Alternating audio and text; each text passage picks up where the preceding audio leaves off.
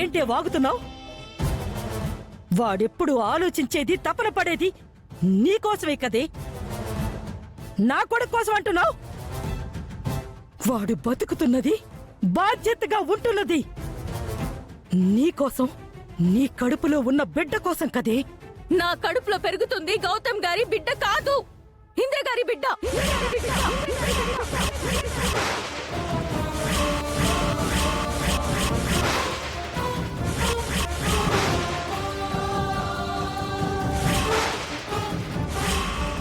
ఏంటమ్మా అన్నావ్? నీ కడుపులో ఉన్నది ఇంద్ర బిడ్డ? అవును, నా కడుపులో ఉన్న బిడ్డకి తండ్రి ఇంద్ర.